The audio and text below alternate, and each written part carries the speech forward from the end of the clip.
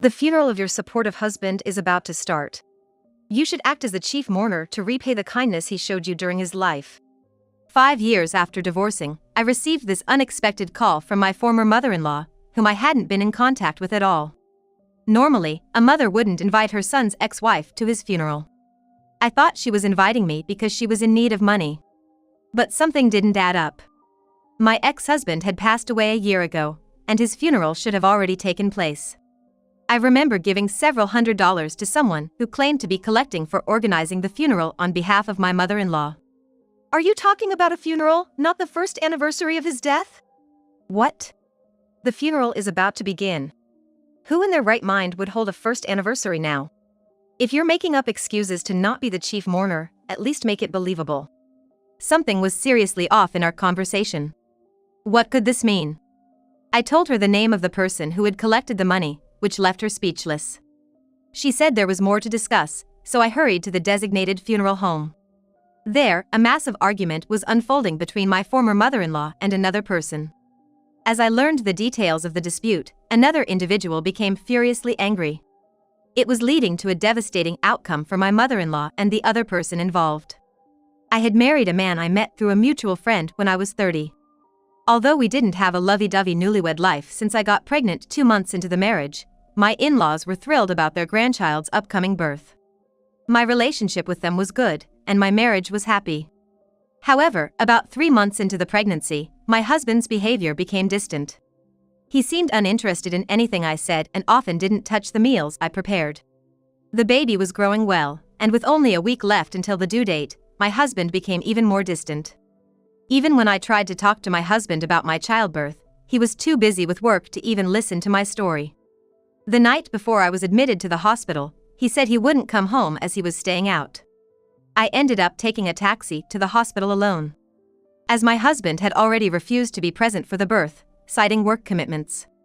Thankfully, the birth went smoothly, and I was relieved. But during my hospital stay, my husband didn't visit even once. Not even to see our newborn son. On the day I was discharged from the hospital, I thought I'd be handling the paperwork alone, just like when I was admitted. However, my father-in-law, who had been puzzled by my husband's lack of visits, insisted on at least driving me home. I was grateful for his kindness and agreed to be driven home. I had suspected that he might use this as an excuse to complain about my husband. So, I asked him if he wanted to stop by our house. After some hesitation, he decided it would be best for family matters to remain private and dropped me off without coming in. I sensed someone inside the house and was sure it was my husband. I wondered why he wasn't at work on a weekday afternoon, but decided to prioritize reuniting with my son over confronting him about not visiting me or his absence from work. I entered the house cheerfully, saying, "I'm home," with a bit of extra enthusiasm. My husband appeared from the back and suddenly presented me with something. "I've decided to marry my mistress, so sign these divorce papers quickly." "How long does it take to get discharged anyway?" He had been waiting for me to return so he could divorce me as soon as possible. He was visibly irritated and insisted that I had no right to refuse. He even said he never wanted our child and threatened to harm our son if I didn't comply. I couldn't agree to a divorce without understanding why, especially not for the sole reason of him wanting to marry his mistress. "Suddenly a divorce? We just had a baby, why?" I remembered how my husband's behavior had been strange ever since I got pregnant. I never expected him to announce a divorce, especially not with an existing mistress. "It's your fault for not taking care of me, your husband. You should have prioritized me over an unborn child. You're to blame." During my pregnancy, I often felt unwell, especially with severe morning sickness. I had explained to him that some women experience these symptoms during pregnancy, and I was one of them. Especially in my case, I was told that I had a tendency to exhibit these symptoms more strongly. I wasn't neglecting him on purpose, and I did care for him even when I wasn't feeling well. But now, to find out he had been cheating and supporting a mistress? I was furious, but the anger was so overwhelming that I was almost speechless. To think he was having an affair, supporting a mistress? Seriously, what's that about? So all those times he said he was busy with work or stayed out were just excuses for his time with his mistress. Of course, I'm angry at my husband. But when anger becomes too overwhelming, it can actually lead to a state of disbelief and leave one speechless.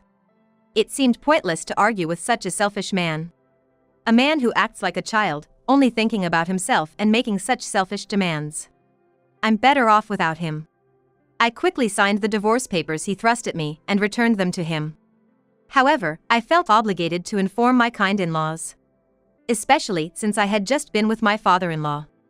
When I contacted my in-laws, my mother-in-law answered that my father-in-law hadn't returned home yet. Despite her previous kindness, she blamed me for the divorce, claiming it was my fault.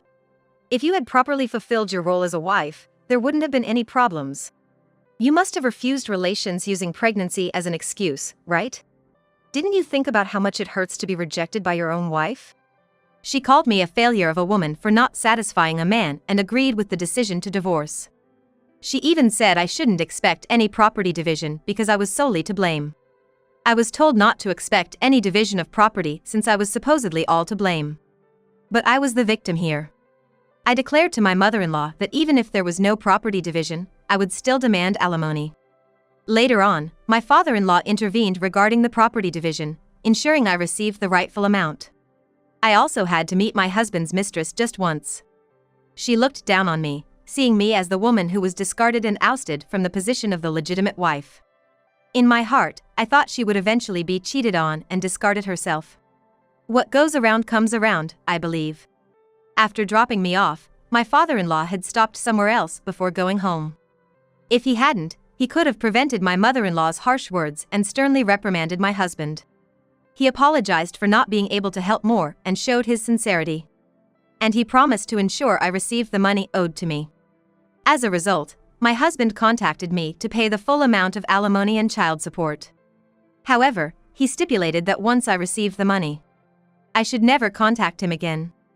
I had no intention of wasting my time on such a despicable man, as long as I received what I was owed. After a while, true to his word, he transferred the full amount of alimony and child support. He never showed any concern for our son beyond the child support. I could tell he had no interest in the child I bore. I decided to move back to my parents' house with my son. Upon learning the reason for the divorce, my parents were furious, but they refrained from confronting my husband due to the genuine effort my father-in-law had shown. 3 months later, I heard through the grapevine that my ex-husband had remarried his mistress. I had met him through an acquaintance, so I could have found out more, but I never inquired about him. My son is growing up healthy and strong, with the help of my parents. That's all that mattered to me, everything else was secondary. This was until an unexpected person appeared before me. 4 years later, it was a truly sudden event. I was living happily with my parents and my son. My father was still working but spent his weekends playing with my son, which was a great help to me. As my son turned 4, keeping up with his endless energy became a challenge. When I was out of breath, my father would take over, and vice versa. Seeing us exhausted made my son laugh. Feeling him grow up healthy was my greatest joy. One day, while my parents took my son out, I was alone at home. It was the day I gratefully accepted my mother's advice that everyone needs a break now and then. While I was relaxing, taking a break, the mistress of my ex-husband suddenly showed up unexpectedly. I decided to record our conversation on my phone while cautiously speaking to her. At first, I intended to ignore her, but the mistress kept shouting that she knew I was home, so I reluctantly responded. However, the last time I met my ex-husband's mistress was when I went to demand alimony during our divorce. It had been 4 years since then, and we hadn't exchanged a single message. Why was she suddenly at my parents' house? I told her I wouldn't listen to whatever she had to say until I understood why she was there. Surprisingly, she confessed that she got my address from my former mother-in-law. I haven't been in touch with that mother-in-law either, so what do you want now? Your ex-husband passed away. I thought I should let you know as his former wife. I don't want to be blamed later for not providing enough child support. My ex-husband died? Well, it's not surprising when anyone dies. But why did she come all the way to my parents' house to tell me something that could have been done over the phone? I became suspicious of the mistress's intentions. So, he's gone. When did he die? What was the cause? Does it matter when or why? He's dead, isn't that enough? Anyway, I came to visit you, so hurry up and give me a suitable amount. Excuse me? Why should I support organizing a funeral for my ex-husband? I hesitated to give her anything since she couldn't provide details about his death. However, her story about his cause of death kept changing between a seizure, natural causes, and some complicated illness. I don't have the death certificate with me, so I can't say for sure. It was some complicated disease that you don't hear about often. Is it possible to have a natural death from such a serious illness? I persistently asked when exactly this had happened. For years ago, my ex-husband was as healthy as could be. Some diseases can strike suddenly, so it's hard to say for sure, but the more I questioned my ex-husband's mistress, the more her story kept changing. Stop pestering me. Just give me money. If I don't bring it back, I'll have to face my mother-in-law's wrath. The mistress kept insisting on money and mentioned facing punishment from her mother-in-law if she returned empty-handed. For a moment, I thought the mother-in-law might actually do something like that, but I still felt reluctant to just give money. Sorry, but the situation isn't clear, and besides, I haven't had any contact with my ex since our divorce, which was caused by your affair with him. Don't you think I'm not obligated to support his funeral? Could you do it if you were in my shoes? I tried to explain my stance without getting emotional or upsetting her. But the mistress said she would stay until I gave her money. I checked the time, and it was almost when my parents and son would return home. The thought of them meeting her made me shudder. I feared what she might do to my son. She said she just wanted the money. I pulled out about $500 from my wallet and handed them to her. I opened the door slightly to hand over the money, and she grabbed it and left. As she walked away, I told her I would call the police if she came here again. She didn't nod, but I sensed a slight stiffness in her body. About 10 minutes later, my parents and son returned home. I was relieved they hadn't run into her. Since then, I tried not to think too much about this incident. But a year later, an unexpected twist awaited me. I often receive calls from unknown numbers due to my job. So, unless I was unable to answer, I always responded to calls from unknown numbers. Thinking it was just one of those calls, I answered the phone despite not recognizing the number. A familiar voice said, "Your ex-husband's funeral is starting. You need to be the chief mourner. Come right now, you understand?" She sounded quite frantic. I thought it might be my mother-in-law calling, but when she mentioned my ex-husband, I was sure. Why a funeral? Why was I supposed to be the chief mourner? Hadn't my ex-husband died last year? I vividly remembered the incident from a year ago that I had tried to forget. I had been informed of my ex-husband's death by his mistress, who claimed she was there to collect money on behalf of my mother-in-law. I explained to my mother-in-law that I had given her the money. However, she just saw my explanation as an excuse to avoid being the chief mourner and started yelling at me, accusing me of making up stories. I was sure that nothing I said would convince her otherwise. So I decided to let her listen to the recording of my conversation with the mistress from that time. Initially, my mother-in-law kept yelling at me to hurry up and stop avoiding the issue. But as the recorded conversation played, she gradually became silent. Just come to the funeral immediately, no matter what. She finally said, determined to make me attend the funeral. She even threatened to come and get me if I didn't show up.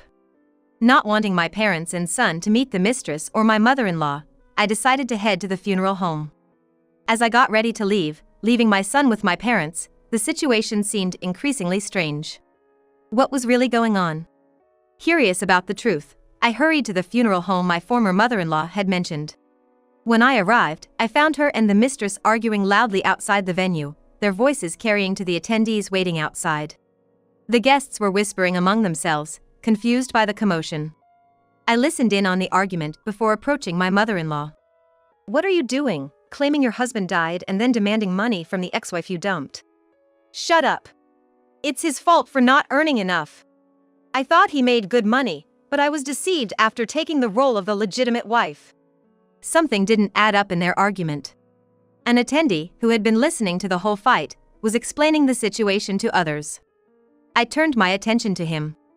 Apparently, the mistress had accumulated a huge debt she couldn't repay, so she pretended her still-living ex-husband was dead to extort money from me. The money I gave ended up being used to pay off her debts. She must have been desperate to come to me, someone she'd rather avoid. My mother-in-law, who seemed genuinely unaware of this, was berating the mistress for greedy women. But it seemed she had had some suspicions about the mistress's love for money. I was against your marriage from the start. I never imagined you'd squander money and rack up debts. It seems that ever since their marriage was approved, the mistress's spending habits were quite terrible. My mother-in-law admitted that even her savings had been used by the mistress. However, the mistress had her own complaints. If I'm greedy, then your son is a disloyal womanizer. I should tell everyone here. He died during an affair, of all things. Regardless of how he died, this wasn't the time for such behavior. As I looked around in disbelief, my father-in-law, who had been standing in front of my ex-husband's casket, intervened to stop the low-level brawl between his wife and the mistress. I hesitated on what to say to him but couldn't just stand by and watch. I approached and offered my condolences, my words trailing off at the end. Part of the reason I spoke up was that he looked so pitiful. When I spoke, he was genuinely surprised. And that made sense. After all, I had been treated terribly by his son. It's no wonder he was so shocked, seeing me at the funeral without having received any prior communication. I explained everything to him. From the mistress showing up at my parents' house a year ago to the call from my mother-in-law earlier that day. Hearing this, my father-in-law, who had been trying to mediate the fight calmly, became visibly angry. Enough already! How much more trouble do you plan to cause her? Then the mistress and mother-in-law stopped their fight and turned on me, blaming me for everything. This is all your fault. You're the reason everything's a mess. As the mistress reached out to grab my shoulder, my father-in-law stepped in to protect me. You two are the ones causing trouble. I just thought since this woman refused to be the chief mourner, this ex-wife could do it. You were the one who was in trouble when she refused. I understood that being suddenly refused as a chief mourner could be problematic, but my mother-in-law could have just done it herself. Her irrational and selfish behavior left my father-in-law cold, and he told her that after the funeral, they would divorce. This word of divorce drastically changed my mother-in-law's demeanor. She suddenly turned soft, pleading with my father-in-law to reconsider. However, his mind seemed firmly made up, leaving my mother-in-law with nothing but to hang her head in defeat. It appeared my mother-in-law had always been rather unreasonable. She had never worked outside the home, which might have contributed to her behavior. Despite overlooking some of her antics, my father-in-law had tried to correct her worst behaviors. But it seemed his efforts were in vain. Right after witnessing this, I left the funeral home. Later, my father-in-law contacted me, wanting to repay the money swindled by the mistress. I could have just accepted the bank transfer, but since he had always been kind to me, I decided it would be good to meet him one last time. He told me that after I left, the whole story unfolded before all the attendees. Everything from my ex-husband's secret affairs to the truth about his death became public, turning the funeral into chaos. The atmosphere was far from one of mourning. It was uncomfortably tense. Most of the funeral attendees were people my father-in-law knew. And the family's messy affairs quickly spread throughout the community. Fortunately, my father-in-law was well-liked, and no one spoke ill of him. The center of the controversy was the unreasonable mother-in-law, the money-hungry, debt-ridden mistress, and my irresponsible ex-husband. There was a lot of sympathy for my father-in-law. Even amidst the turmoil, the mistress continued to squat in the family home, so my father-in-law eventually had to kick her out. She needed to work to pay off her debts and survive, but her self-inflicted reputation made it hard for her to find a job. It was a case of getting what she deserved. I thought it had nothing to do with me until one day, she turned up for a job interview at my workplace. When I returned to my parents' home and was looking for a job, I initially wanted something close by, but finding the right job proved challenging. Heeding my parents' advice, I broadened my search area and eventually found employment. That's why I now work a bit far from my parents' and former in-laws' place. The place is in a region where I didn't expect to encounter acquaintances. However, I guessed the mistress might have ended up here looking for a job in a different area due to her inconvenient reputation. I work at a regional bank. Originally, I was employed at a major bank but resigned when I got married. When I was looking to re-enter the workforce, I didn't want to return to banking initially. Dealing with unresolved issues until late hours and having a young son to think about, I didn't want to impose too much on my parents, who were helping me. I wanted to prioritize my son at least until he finished elementary school. However, finding a job as a woman re-entering the workforce was tough, so I eventually followed my parents' advice to focus on banking, where I had experience. Bank interviews are quite rigorous. Understandably, given that it involves handling customers' money. By chance, I knew that my immediate boss and the person in charge of interviews were old colleagues. I discreetly suggested to my boss about the mistress's history of scamming for money and her reckless borrowing. Of course, some bank employees have loans. But the mistress's debts were due to her personal indulgences and beyond her repayment capacity. My boss took the scamming incident seriously, and this information reached the interview coordinator. As a result, the mistress was disqualified from the interview just before it was about to happen. As the mistress was leaving, she happened to cross paths with me. I was working at the time, so avoiding her was not an option. I thought she wouldn't cause a scene in front of customers, but I was wrong. As soon as she saw me, she came straight at me, yelling, "This is all your fault," and grabbed me by the collar. A nearby customer screamed, and a male colleague rushed over to separate us, while someone else called for security. The security guards quickly intervened and escorted the mistress out of the building. My boss asked if I wanted to file a police report, but I declined, believing I wouldn't have to deal with her again. While I felt safe at work thanks to the presence of security guards, there was concern about being targeted during my commute. A few days after reassuring everyone that I was fine, I had a rude awakening. I received a call from the police at work. Apparently, the mistress had told them where I worked. I was about to tell the police that I had nothing to do with her. But their explanation left me stunned. It seemed the mistress and my mother-in-law had conspired to break into my parents' house to steal valuables. But I hadn't received any call from my mother, who should have been the victim. Why did the police contact me directly? And why would the mistress tell the police where I worked? I asked the police for the address of the house the mistress and mother-in-law had broken into. It turned out to be the house where I used to live with my parents. My parents had moved us out immediately for our safety after the mistress tried the scam a year ago. The old house, being well located, was quickly sold, and someone else was living there now. Unaware of this, the mistress and mother-in-law had broken in, attempting to steal valuables. The current residents must have been quite shocked, and immediately called the police, who caught them red-handed. The residents, upon encountering the intruders, didn't press charges since they weren't the intended targets. Normally, even attempted crimes can be subject to criminal penalties. However, the residents who were the victims didn't file a police report, reasoning that they weren't the intended targets of the crime. The police gave the mistress and mother-in-law a stern warning but required someone to vouch for them before releasing them. That's why they named me as their guarantor and informed the police of my workplace, despite not knowing my current address. I was astounded by their audacity in asking me, of all people, to vouch for them. They really had the nerve. Having divorced, I had no obligation to my former mother-in-law. And the mistress was someone I despised, not even a family member. I made this clear to the police and ended the call.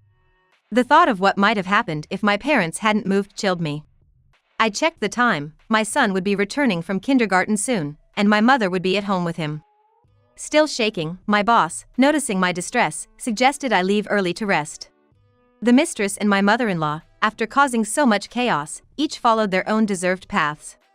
Starting with my mother-in-law, after my father-in-law left the family home and its land to her, she was left to live there alone. For someone so unreasonable, she was strangely concerned about her public image.